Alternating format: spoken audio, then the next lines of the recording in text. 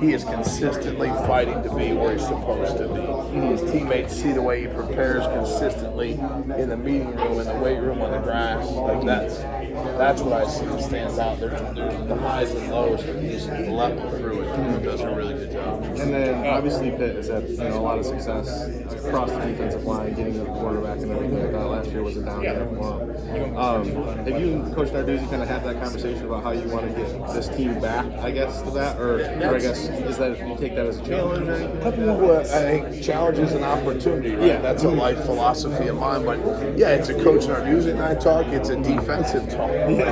We got to get this defense where we want it to be, right? And that's a challenge.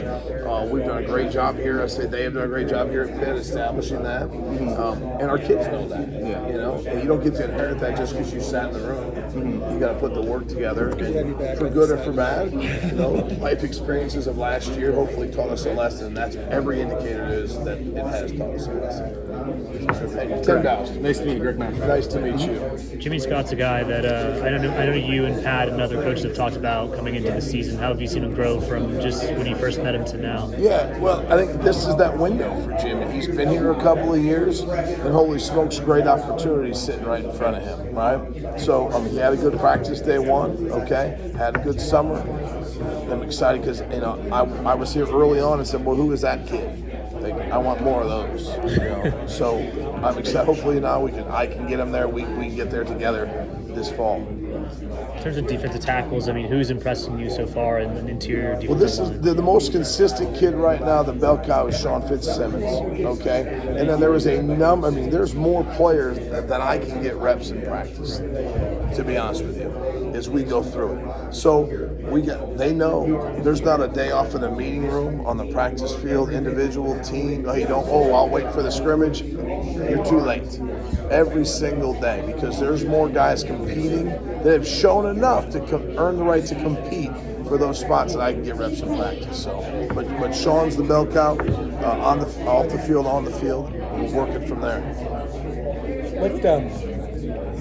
Everybody inexperienced on your defensive line this year. Yeah. How do you, as a coach, approach that to try to turn that around? But, you know, the great thing is we get reps year-round with these kids, and I pride myself, and they pride themselves in learning, being a good fundamental football coach, you know. Make this simple. It's a simple game, but sometimes as coaches we make it a little bit different, you know. But, hey, get aligned and let's go attack out the football and get back to our roots of playing true attack 4-3 defense. Stand out at defensive end? Stand out, you know, I think the number one guy coming out of spring and throughout the summer is Nate Matlack. You're transferring from Kansas State, a veteran kid, a smart kid, prideful, works well off the field, and therefore on the field has success and is ready to go in shape. I think the other kids look up to him. I think he's the guy right now that probably has said, I'm the man at one defensive end. Pat talked a bit about needing to prove it. Obviously, you weren't here last year for the 3-9 season, but you're taking over a position that's been coached by obviously Charlie Partridge before, and has been like one of the standouts on this defense for many years and kind of dropped off last year. What does proving it mean for this defensive line? Yeah, good question by you. I mean, prove it is very simple.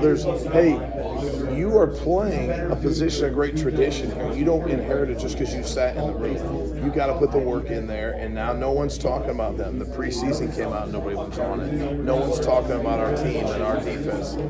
Prove it. Prove when you wait. And I told the kids this morning, hey, you want to be that guy, defensive tackle or defensive end, prove it in this meeting room, you know, on the practice field, every day of individual drills that we do, to team that we do, to everything that we do. Highly competitive. It makes it an easy group to coach. There's absolutely, positively no entitlement at all. It's time to go after and get to work. So it's actually a lot of fun. Entering your first season, I mean, what's the excitement for you going into your first season with Pitt as defensive line coach? Well, I love football. And I have a lot of respect for the University of Pittsburgh and the football program. I love the game of football. So I'm excited every day when I wake up in the morning. So now to get here, to walk through the doors and see Mike Ditka's picture, are you kidding me? Or Aaron Donald, or see him in the building. There's a bit of responsibility. So let's run towards that responsibility and see what we can't get out of these kids. A great group of kids that are excited to play football.